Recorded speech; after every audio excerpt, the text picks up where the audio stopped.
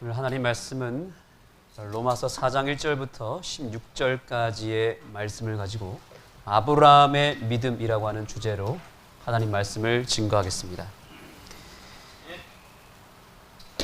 믿음 하면 떠오르는 인물이 있죠? 누구입니까? 네, 아브라함이라는 한 인물을 하나님께서는 믿음의 조상으로 세워주셨습니다. 믿음의 대명사라고 할 수 있습니다. 우리가 그동안 배웠던 믿음은 예수님의 믿음이긴 합니다. 그런데 그 예수의 믿음을 온전히 받고 그것을 자기 것으로 삼았던 가장 좋은 샘플이 누가 되었냐면 바로 아브라함이 되었던 것입니다. 그러므로 우리가 믿음에 대해서 배우려면 누구를 통해서 배우면 좋습니까? 우리와 똑같은 죄인인데 똑같이 부족하고 실수하고 넘어지는 죄인이지만 온전한 믿음을 소유했던 바로 아브라함에게 그 믿음을 배울 필요가 있다는 사실입니다. 에어컨이 조금 추울 수 있을 것 같습니다. 조금만 꺼주시면 좋겠습니다. 바울은 로마서 1장과 3장까지 쭉 우리에게 선포한 건 무엇이냐면 인간은 죽을 수밖에 없는 죄인이라는 사실을 계속 강조했습니다. 그리고 우리는 율법의 행위로 구원을 받을 수 없다고 강조하면서 오직 믿음으로만 구원받을 수 있다라고 선포했습니다. 그럼에도 불구하고 유대인들은 아직 여전히 믿음은 중요하지만 그래도 율법을 조금이라도 지켜야 구원받을 수 있다라고 생각하는 무리들이 있었던 것입니다. 오늘날에도 믿음은 당연히 중요하고 오직 믿음으로 구원받는 건 사실이지만 그래도 여전히 행위로 구원을 받을 수 있다라고 행위가 필요하다라고 말하는 경우들이 있습니다. 그래서 바울은 다시 한번 또 강조하기 위하여 이제는 예로 들어서 구원이 오직 믿음으로 말미암아 받는다는 것을 아브라함을 통해서 보여줬던 것입니다. 로마서 4장 2절과 3절을 우리가 함께 읽어보겠습니다. 다 같이 읽겠습니다. 시작. 만일 아브라함이 행위로서 의롭다 하심을 얻었으면 자랑할 것이 있으려니와 하나님 앞에서는 없느니라. 성경이 무엇을 말하느뇨? 아브라함이 하나님을 믿음에 이것이 저에게 의로 여기신 바 되었느니라. 아멘. 한번 따라해 보겠습니다. 아브라함이 하나님을 믿음에 이것이 의롭게 여김을 받았다라고 말합니다. 이것이 바로 믿음으로 말미암는 의의 원조입니다. 이 말씀의 근거는 창세기 15장에 있습니다. 여기 성경이 무엇을 말하느냐라고 그랬죠? 여기서 말하는 성경은 창세기 15장에 있는 아브라함의 스토리에서 바울이 인용해 온 것입니다. 구약 성경을 철저하게 믿었고 특별히 구약 성경 가운데서도 모세 오경을 목숨처럼 믿었던 유대인들을 향하여 바울은 왜 믿음으로만 구원을 받는지를 설명할 때 바로 창세기 15장의 말씀을 끌어온 것입니다. 창세기 15장의 말씀을 보겠습니다. 15장 6절입니다. 읽어주시죠. 아브라함이 여호와를 믿으니 여호와께서 이를 그의 의로 여기시고. 아멘. 여기 아브라함이 여호와를 뭐 했다고요? 믿으니 여호와께서 이를 그의 의로 여기시고라고 말했습니다. 그런데 여기 이름을 자세히 보니까 아브라함이에요, 아브람이에요? 아브람입니다. 아브라함이라고 하는 이름은 아브람이 하나님과 언약을 맺은 다음에, 즉 할례를 받은 다음에 맺은 이름이 아브라함입니다. 근데 지금 아브라함이 아니고 아브람, 즉 아브라함이 할례를 받기 전이란 뜻입니다. 율법을 제대로 행하기 전에, 즉 아브라함이 되기 전에 뭐가 되었다는 겁니까? 그때 믿었는데 그때 이미 의롭다 칭함을 받았다라고 하는 사실입니다. 아직 언약을 체결하기도 전입니다. 할례를 받지도 않았습니다. 근데 오직 무엇 하나만으로 의롭게 여김을 받았습니까? 여호와를 믿음으로 말미암아 의롭다 여김을 받았다는 것입니다. 그래서 아브라함이 믿음으로 말미암는 의를 이루게 된 것입니다. 우리가 의롭게 되기 위해서 무엇을 해야 되는가? 침례를 받는 것도 아닙니다. 율법을 지킨다고 해서 되는 것도 아닙니다. 죄인의 상태에 있다 할지라도, 넘어졌다 할지라도 우리가 의롭게 되는 방법은 한 가지인데 무엇밖에 없습니까? 오직 믿음뿐이라는 사실입니다. 그런데 여기 믿으니라고 하는 이 단어가 히브리어로 아만입니다. 한번 따라해 보겠습니다. 아만. 예, 아만이라는 이 말은 여호와의 속에 들어가 맡겨서 경고함을 받다라는 뜻입니다. 이게 그냥 단순히 믿으니라고 표현됐지만 아만이라고 쓰여진 이 히브리어는 여호와의 속으로 들어가 맡겨서 그로 말미암아 경고함을 받다라는 뜻이라는 거죠. 그러니까 이 말을 번역하면 아브라함이 단순히 그냥 마음속으로 믿었다, 그냥 지식적으로 알고 믿었다 이런 뜻이 아니고 진짜로 여호와 하나님께 맡겼다라는 뜻, 여호와께 맡기니 이런 뜻입니다. 제가 지난 시간에 그런 얘기했습니다. 죄인이 율법의 행위로 말미암아 구원을 받는 것은 마치 사람이 어디를 건너는 것과 같다 그랬습니까? 스스로 헤엄을 쳐서 태평양을 헤엄쳐 가는 것과 같다라는 것이죠. 수영을 좀 잘하는 사람도 태평양을 헤엄쳐서 가게 되면 죽게 됩니다. 국가대표 선수라 할지라도 태평양을 건너갈 수 없습니다. 수영을 못하든 좀 잘하든 완전히 잘하든 상관없이 스스로 태평양을 건너갈 수 없습니다. 그런데 아주 쉽게 우리 환호나 강찬이나 지유 같은 이런 어린 아이들도 태평양을 건널 수 있는 방법이 있는데 그것은 무엇이라고요? 뭘 타는 거예요? 배를 타기만 하면 됩니다. 배에 들어가서 내 몸을 그 배에 맡기면 다 끝납니다. 그러면 그 배가 나를 대신해서 어디로 끌고 가는 거예요? 태평양을 건너게 하고 미국까지 가게 되는 겁니다. 이게 믿음이라는 거죠. 우리가 죄악 세상에서 하늘까지 가는 그 여정은 내 어떤 행위와 내 노력과 율법을 준수함으로 인해서 그런 내 행위로 헤엄쳐서 갈 수 있는 것이 결코 아니라는 사실입니다. 뭘 타면 됩니까? 예수님을 타면 되는 거예요. 그걸로 끝이에요. 예수님을 타면 예수님이 나를 옮겨주시는 거예요, 거기로. 그러므로 예수님께 내 몸을 맡겨야 될까요? 예수님께 내 몸을 맡기고 내 인생의 모든 것을 다 그분 안에 속으로 집어넣어야 됩니다. 배에 집어넣지 않는 건 우리가 못 갖고 가요. 그러나 배에 집어넣기만 하면 우리는 그 배를 타고 가게 되는 것입니다. 그것을 가리켜서 두 자로 믿음이다라고 말하는 거죠. 이번 주에 옥수수 캠프를 하는데 한 집사님이 춘천에서 직접 여기 안흥에 와서 옥수수를 따서 쪄서 가겠다는 겁니다. 그러면 제가 물어봤습니다. 어떻게 오실 거예요? 차 타고 오시는지 잘 알고. 그랬더니 버스 타고 오시겠다는 겁니다. 버스 타고 와가지고 옥수수를 쪄서 직접 들고 가시겠다는 거예요. 안 될 텐데요 했더니 아니라고, 자기가 할 수 있다고, 자기 힘 세다고. 여집사님이 진짜 오셨어요. 오전에 오셔가지고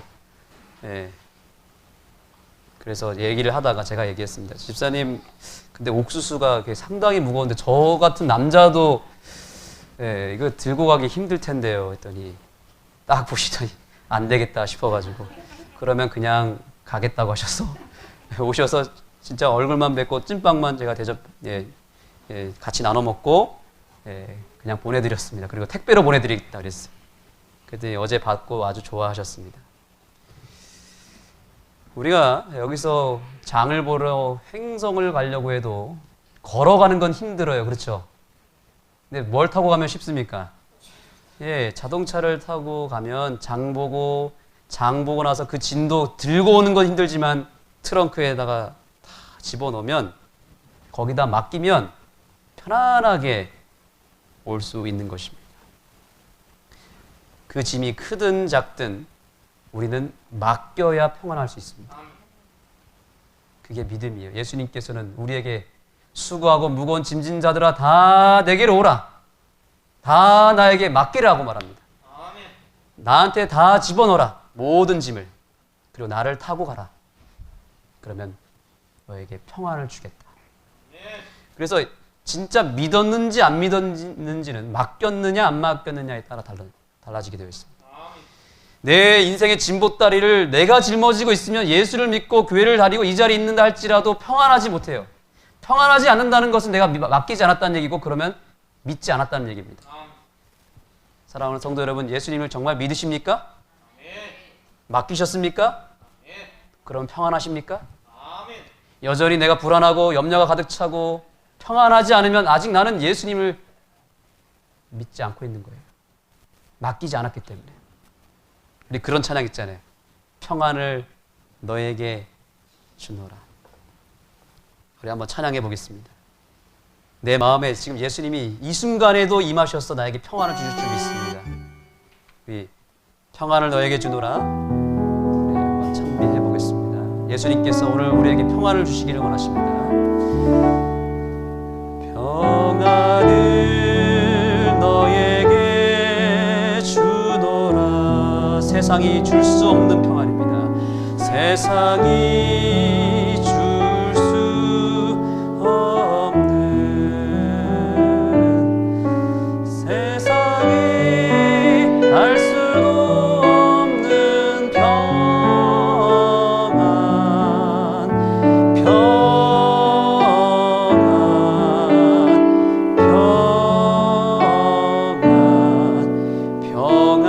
평안을 내게 주노라. 아멘. 평안을 우리에게 주시는 하나님을 찬양하시기 바랍니다. 우리 옆 사람에게 축복하며 인사하겠습니다. 예수님을 타시기 바랍니다. 이렇게 인사하시기 바랍니다.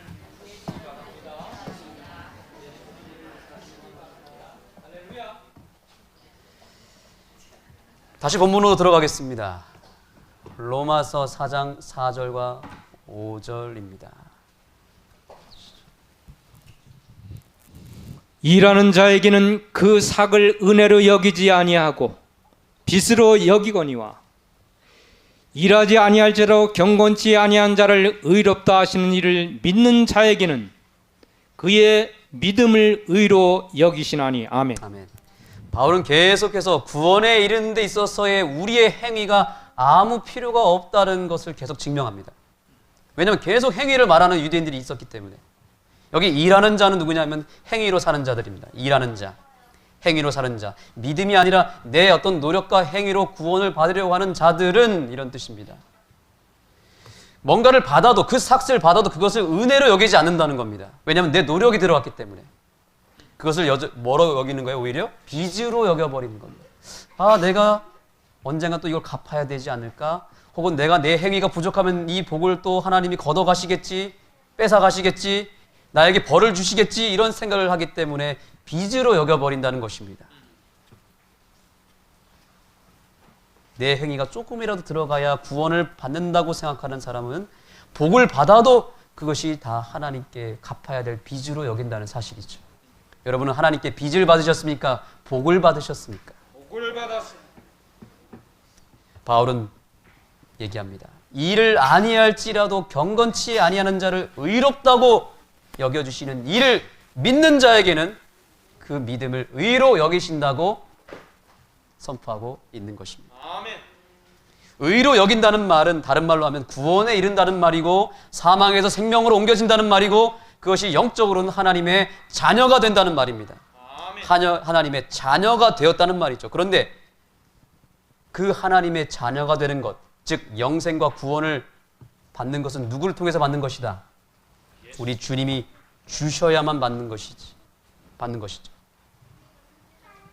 일을 열심히 한 사람에게만 주는 것이 아니고 일을 하든 하지 않든 일하지 않고 심지어 경건치 않은 자들에게도 뭘 준다고요? 의를 주신다는 겁니다. 하나님의 자녀가 되는 의를 주신다는 사실입니다. 그게 바로 은혜예요. 여러분, 우리가 하나님의 아들이 되고 딸이 되는 것은 내 행위를 통해서 값을 지불해야 얻을 수 있는 것일까요? 우리 교회 몇 달 전에 오셨던 김상래 교수님을 잘 아실 겁니다. 이 김상래 교수님은 제가 지금은 좀 편하게 좀 가까이 대할 수 있었지만 제가 학교 다닐 때만 해도 굉장히 엄하셨어요. 이 신학생들이 살고 있는 생활관의 관장님이셨거든요. 생활관장님은 원래 엄하잖아요. 그렇죠?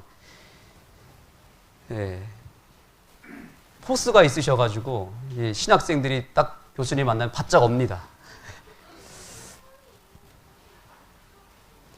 근데 이제 신학생도 인간인지라 밤에 배고프면 야식을 먹잖아요. 뭐 라면도 끓여 먹을 수 있고 뭘 시켜와서 먹을 수도 있잖아요.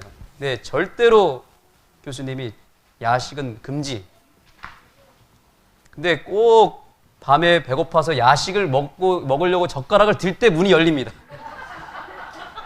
딱 그 정말 레이저가 나올 것 같은 그 눈으로 바라보면은 이제 가지고 나오라고 하면. 네, 그렇게 한두 번 걸리면 점수도 못 봐. 이게 생활 교육도 다 점수에 들어가고 학점으로 들어가거든요. 신학생들은. 예, 삶이 증명이 되지 않으면 목사도 할 수 없는 거예요. 그래서 다 생활 점수에 마이너스가 들어갑니다. 그래서 제가 몇 번 걸려가지고 마이너스가 된 적도 있었습니다. 꼭 먹을 때 안 걸리는 애들은 끝까지 안 걸리는데 꼭 걸리는 애들은 다 정해져 있더라고요. 네. 그리고 또 하나 금지 내린 게 뭐냐면 반바지 입고 돌아다니는 거, 그다음에 모자 쓰고 다니는 거 절대 안 됐습니다. 신학생이 모자를 이렇게 불경건하게 쓰면 안 된다고 이래가지고 모자도 못 쓰겠습니다. 그런데 가끔 모자가 쓰고 싶을 때도 있거든요. 아침에 좀 이렇게 늦잠을 자거나 밥 먹으러 갈 때 모자를 쓰고 할 때도 꼭 평상시에는 안 나타나다가 모자를 쓰고 가면 꼭 나타나세요. 그래서 교수님은 저에게 늘 무서운 분이셨습니다. 교수님 사무실 들어갈 때도 정말 긴장하고 똑똑똑해서 들어가면은 정말 긴장된 상태에서 대화를 나누고 빨리 빠져나오고 싶은 그 분위기 있잖아요. 예. 신학생들은 다 알아요. 근데 이제 그런 불편한 분이셨는데 그 교수님의 딸이 저와 같은 학번이었고 그 교수님의 아들은 바로 밑에 학번 후배였습니다. 근데 이 딸과 아들은 교수님 사무실 들어갈 때 아주 편하게 들어가더라고요. 노크도 안 하고 들어갑니다. 그냥 저 왔어요 하고 그냥 들어가가지고 교수님 그 책꽂이에 있는 책도 맘대로 가져가 쓰고 교수님이 앉아야 될 그 의자에 앉아서 그냥 자기도 하고. 예. 와, 정말 이 아들과 딸은 다르더라고요. 한번 이런 적도 있었습니다. 이제 신학과 2학년이 되면은 각 그 삼육대학교 있는 학과 전도사 배정을 받습니다. 뭐 누구는 약학과로 가고 누구는 물리치료학과, 체육학과 뭐 학과들이 한 40개 되는데 거기에 신학생들이 이제 2학년 때 배정이 되면 마치 이제 제가 아는 게 목사가 되는 것처럼 담임 전도사가 되는 거예요. 1년 동안 그 학생들을 전도하고 예수님 가르치는 일을 합니다. 그 배정을 이제 교수님이 하셨거든요. 마치 학회장님이 인사이동을 하듯이 이제 누구는 어디 학과 이렇게 다 이제 교수님이 구상을 해가지고 학과 배정을 하고 그거는 기밀입니다. 절대로 알려지지 않습니다. 학생들은 그날을 기다리는 겁니다. 나는 과연 어느 과에 갔을까? 네. 간호학과나 유아교육과에 신학생들이 가고 싶어 했습니다. 거기에는 이제 여학생들도 많고 분위기가 좋기 때문에 배정일이 이제 다가오고 발표하는 날이 다가오는데 너무 궁금하니까 이 학생들이 그 아들한테 부탁을 한 겁니다. 야, 너가 좀 들어가서 좀 내가 어느 학과에 배정됐는지 알아봐 달라. 그래가지고 진짜 그 아들이 교수님 사무실 몰래 들어가가지고 그걸 교수님이 아무도 보지 못하게 덮어둔 거를 빼와가지고 그걸 다 유출해 버린 겁니다. 교수님이 그 다음날 발표하려고 딱 기다려서 다 오는데 이미 다 알고 있는 거예요. 그래 난리가 한번 났었습니다. 그래가지고 다시 배정하겠다. 너희들이 먼저 알았기 때문에 내가 다시 배정할 테니까 너희들이 지금 알고 있는 거 다 취소.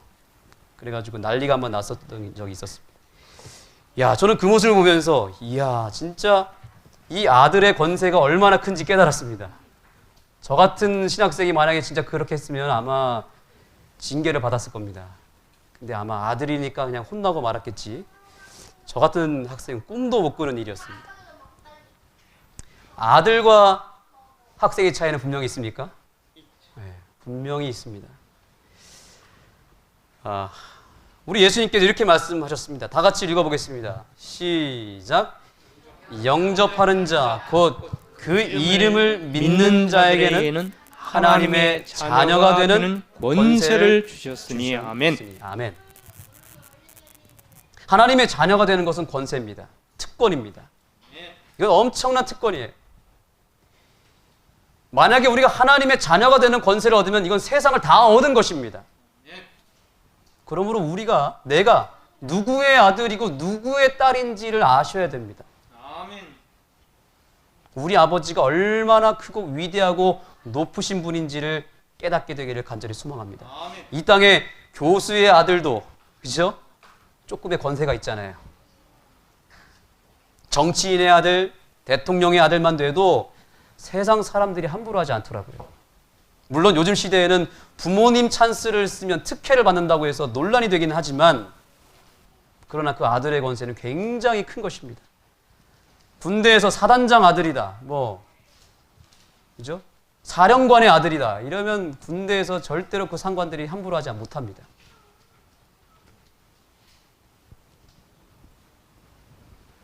여러분, 우리가 영적인 세계에서 우리가 이 세상을 살아갈 때 우리가 정말 주장하고 써먹어야 될 힘이 있는데, 그것은 뭐냐면 아들의 권세입니다. 따라해 보겠습니다. 아들의 권세. 딸의 권세입니다. 여러분의 아버지는 누구십니까? 우리가 이 세상을 살아갈 때 아빠 찬스를 그래서 써먹어야 됩니다. 아빠 찬스를 꼭 써먹게 되기를 소망합니다. 우리 그런 의미에서 또 한 번 인사하겠습니다. 아빠 찬스를 쓰셔야 됩니다. 이렇게 축복하시기 바랍니다. 안 쓰면 누구 손해죠? 예. 이 권세를 안 쓰는 게 이상하죠. 그렇죠? 우리 아버지가 지금 이 우주의 왕인데, 이 우주의 주인인데, 그 자녀가 바로 저와 여러분인데 아빠 찬스를 안 쓰는 건 너무 이상한 일 아닙니까? 대통령의 아들도 특혜를 받는다고 지금 이 세상이 난리인데 우리 하나님 아버지의 자녀로서의 특권을 반드시 받아 누리게 되기를 소망합니다. 이 땅에 내 아버지가 어떤 분인지조차도 모르고 살아가는 사람들, 그 아버지를 믿지 않고 그 아버지께 맡기지 않고 살아가는 사람들, 그 자녀의 권세를 스스로 반납하고 누리지 않고 살아가는 그 불쌍한 인생들이 이 자리에 한 사람도 없게 되기를 간절히 소망합니다. 내 아버지가 세상에서 가장 부자이기 때문에 그 권세를 쓰지 못하면 가장 억울한 사람이 바로 내가 되는 것입니다. 그러나 제가 또 하나 얘기하고 싶은 게 있습니다. 제가 지금은 김산회 교수님과 이제 졸업을 한 이후로부터는 좀 편해졌습니다. 편해져가지고 이제는 아주 가깝게 지내고, 예전에는 긴장하고 만나야 됐지만 지금은 전혀 긴장되지 않습니다.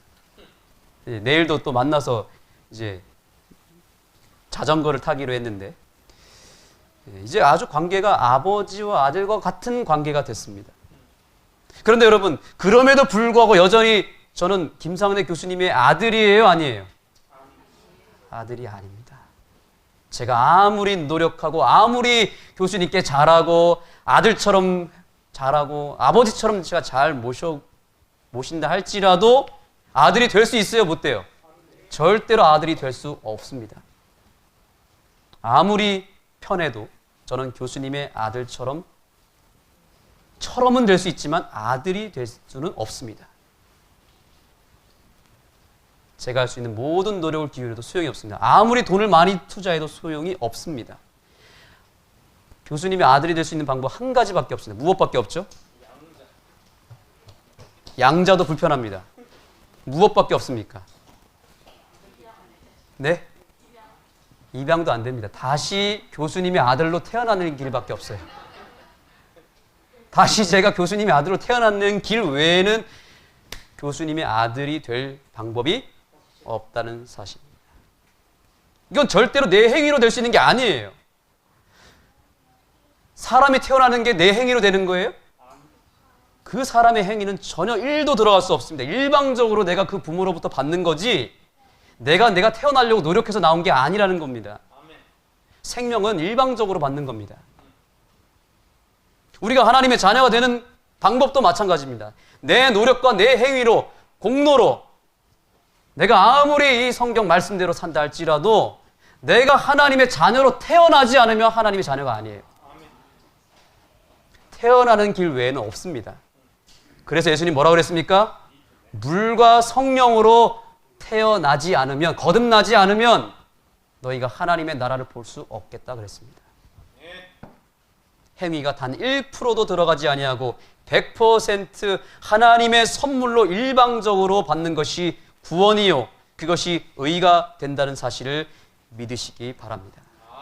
그래서 바울은 이제 하나님의 자녀가 되는 구체적인 방법을 아주 쉽게 이렇게 설명합니다.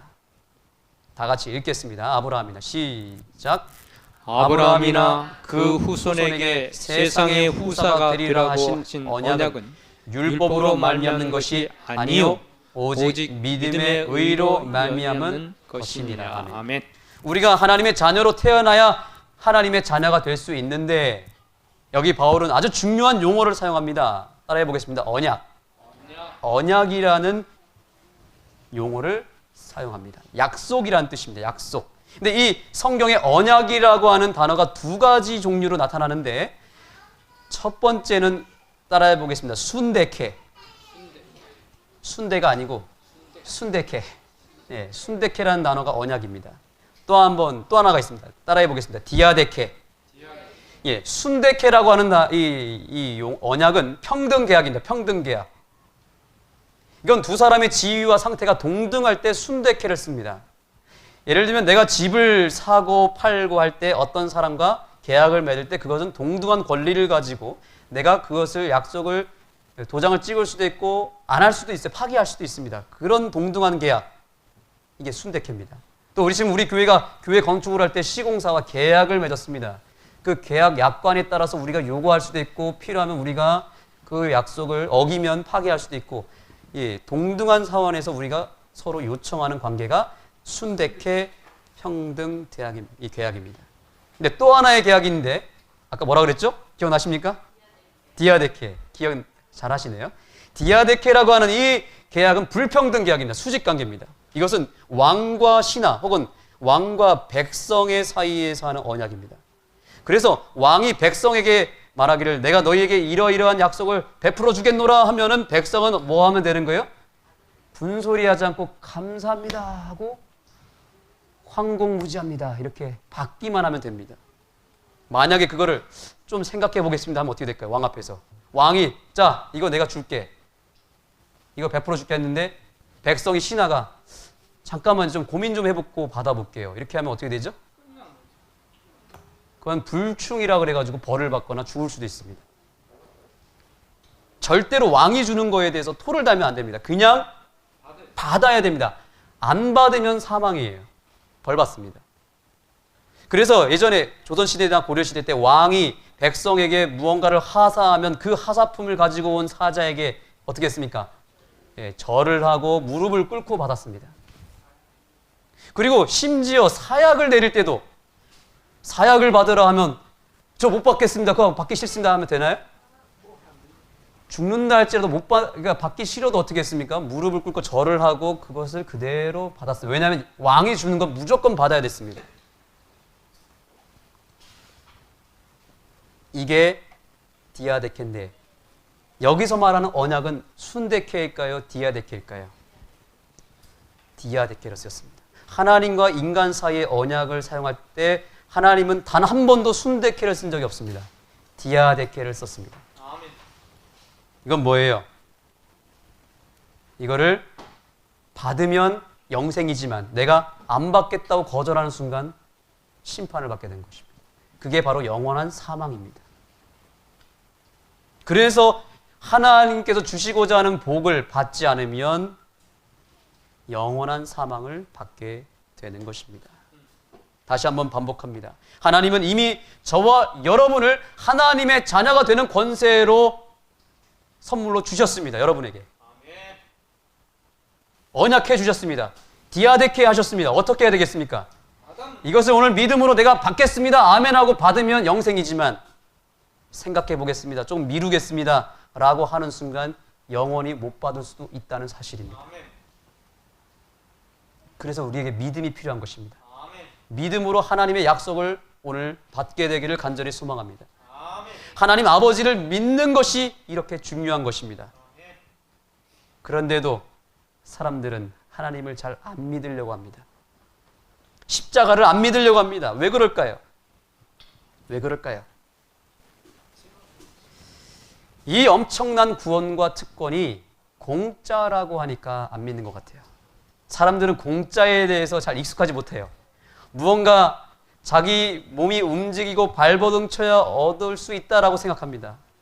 예를 들면 이런 겁니다. 어떤 정말 다 죽어가는 환자에게 의사가 이렇게 얘기하면 어떻습니까? 당신은 이제 지금부터 아무것도 하지 마십시오. 가만히 있기만 하면 나을 것입니다. 이렇게 얘기하면 환자가 받는 느낌이 어떨까요? 아, 이거 내가 이제 가망이 없나 보구나. 그래서 가만히 있으라고 한 거구나. 하고 더 절망할 수 있고 불안해할 수 있습니다. 오히려 의사가 소화제라도 주면서 이거 먹으면 금방 날 것입니다 하면은 얼른 소화제 먹겠죠. 뭔가 내가 노력하고 뭔가 조금이라도 내 노력이 들어가야 뭔가 안심이 되지 가만히 있으라고 하면 오히려 불안해합니다. 십자가의 복음을 사람들이 거부하는 진짜 이유는 복음이 너무 쉽기 때문이에요. 너무나 확실하고 인간이 할 일이라고는 전혀 없으며 모든 것을 하나님이 다 이루어 주셨다는 이 사실을 오히려 사람들은 분노합니다. 이렇게 쉬운 십자가를 붙들고 나아가는 자에게 하나님은 구원을 주신다고 하니 사람들은 그럼 내가 지금까지 노력한 건 뭐지? 이러면서 오히려 분노한다니까요.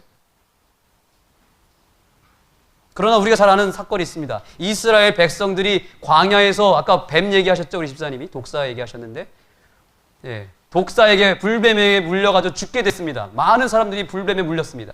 그래서 다 죽어가고 있을 때 하나님이 그 백성들을 살리기 위해서 만들어낸 방편은 무엇이었습니까? 뭐 약을 줬습니까? 아니면 의사를 보내줬습니까? 그렇지 않았습니다. 구리로 뱀을 형상을 만들어서 장대 위에 뱀을 달아냈고 그 장대를 쳐다보기만 하면 다 나을 것이라고 약속했습니다. 그런데 놀라운 사실은 그것을 믿음으로 받아들이고 쳐다본 사람들은 진짜 나았습니다. 근데 개 중에 이런 사람이 있었습니다. 저걸 쳐다보면 난다고? 말도 안 돼.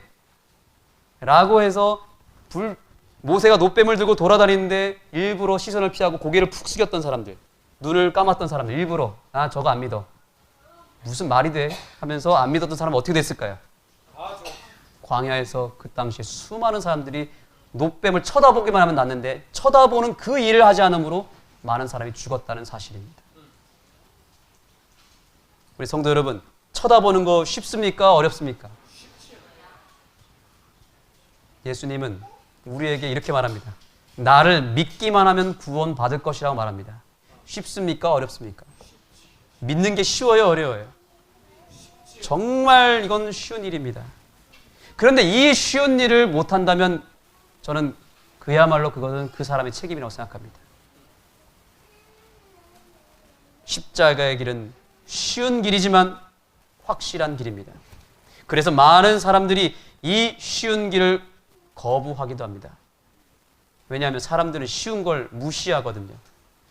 집회를 해도 무료입니다 하면 사람들이 안 옵니다. 그런데 10만 원이라도 받으면 사람들이 뭔가 있는가 보다 해서 옵니다.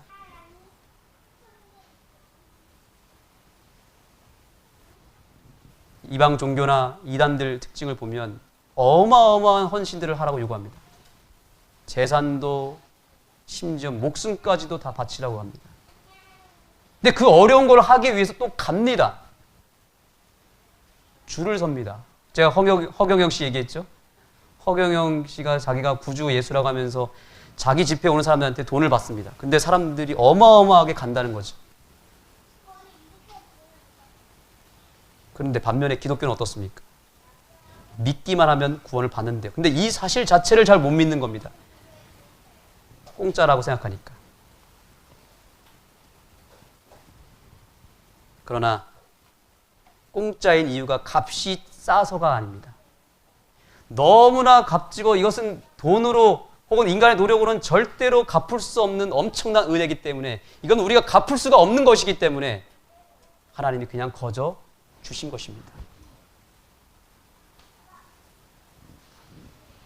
이 쉬운 구원, 믿기만 해도 받을 수 있는 구원, 오늘 반드시 받아 누리게 되기를 소망합니다. 구원은 오직 예수 그리스도의 십자가의 언약을 믿음으로 말미암아 완성되는 것을 결코 잊지 마시기 바랍니다.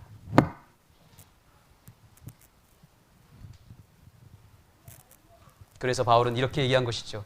일한 것이 없이 하나님께 의로 여기심을 받는 사람의 행복에 대하여 다윗이 말한 바, 이렇게 말합니다. 이 세상에서 진짜 행복한 사람은 누군지 아십니까? 이렇게 내 노력과 내 행위가 아무것도 필요가 없고 일한 것이 없는 나를 있는 그대로 받아주시고 그런 나를 의롭다고 칭해 주시는 하나님을, 그 사랑을 그냥 믿음으로 아무 거리낌 없이 받는 사람이 진짜 행복한 사람이에요. 부담 없이, 의심 없이 이 사실을 인정하고 받게 되기를 간절히 소망합니다. 그렇다면 행위는 정말 필요하지 않을까요? 그러면 믿기만 하고 그냥 대충 살면 될까요? 제가 그거를 오늘 한 가지 예로 설명드리겠습니다. 제가 아는 교회 오면서 참 받은 은혜는 뭐냐면, 우리 성도님들께서, 특별히 농사하시는 우리 장로님 집사님들께서 갈 때마다 뭔가를 주신다는 거예요. 우리 이장로님한테 가면 옥수수를 주시고, 우리 박형은 성도님 최근에도 몇 번 갈 때마다 우리 사모님이 그 유기농 귀한 토마토를 그냥 막 퍼주시더라고요. 아, 이거 받아도 될까요? 아, 괜찮다고 막 주시는데, 유기농 쌈채소, 뭐 감자 주십니다. 우리 한정희 사모님 또 이번 주에 식사하러 오라고 초청을 하셨습니다. 제가 이 아는 교회 와서 정말 우리 장로님들, 집사님들 토마토면 토마토 정말 값없이 많이 받았습니다. 저는 이 토마토가, 이 옥수수가 나오기 위해서 우리 여러분들이 얼마나 많은 노력과 땀을 흘렸는지 저는 알고 있습니다. 저는 일하지 않았잖아요. 근데 값없이 받았잖아요. 이걸 받다 보니까 처음에는 그냥 받았습니다. 감사합니다 하고 받았다가 어느 순간에 제가, 아, 이건 진짜 이렇게 은혜를 내가 받는데 이거 가만히 있으면 안 되겠다. 제가 자발적으로 어떤 생각이 들었냐면, 조금이라도 우리 집사님 장로님의 도움을 좀 어떻게든 드리면 좋겠다, 이런 생각이 들어서 만든 게 뭐냐면 안흥36 푸드마켓이에요. 제가 팔로라도, 내가 도와드리고 싶은데 도와드리는 게 오히려 방해가 되는 것 같아요. 가서 뭐 따고 뭐 하는 게 오히려 신경을 쓰게 해드리는 것 같아가지고, 그런 부담도 좀 드리고 싶지 않아가지고 뭔가라도 그러면 팔로라도 열어드리자 해서 토마토 팔로도 열어드리고, 옥수수 뭐 이렇게 캠프도 하고, 어제는 제가 이제 인터넷에다가 일손이 부족합니다, 우리 안흥에 일손 봉사하기 위한 사람들 모집합니다 했더니 벌써 신청을 했어요. 그래서 내일 오기로 했습니다. 내일 그래서 우리 한 장로님 농가에 고추 따러 가기로 했습니다. 서울에서 내일 이제 한 가정이 오기로 했는데, 아, 제가 너무너무 행복했습니다. 아, 이렇게 조금이라도 우리 장로님들에게 도움을 드릴 수 있으니 참 행복하다. 제가 왜 이런 일을 했을까요? 토마토를 받기 위해서 했을까요? 아, 내가 이거 하면은 또 장로님들이 토마토 갖다 주시겠지 생각해서 할까요? 아니요. 이미 뭐 했으니까? 은혜를 받으니까 그게 너무 감사해서 우리 장로님들, 집사님들께 뭐라도 난 좀 하고 싶다. 자발적으로 그 은혜에 힘입어서 그 사랑이 너무 감사해서 나온 행위가 스스로 나온 것입니다. 제가 힘들었을까요? 안 힘들었을까요? 저 지난 한 주 동안 굉장히 바빴습니다. 주문 받느라고 너무너무 바빴습니다. 근데 저는 행복했습니다. 힘들지가 않았습니다. 왜냐하면 은혜를 많이 받았기 때문에. 우리가 하나님의 사랑을 받고 값없이 이런 구원을 믿기만 해도 받으면, 그걸 진짜 그 가치를 아는 사람, 나를 위해서 진짜 십자가에 흘리신 그 피를, 그 가치를 아는 사람은 대충 살지 않습니다.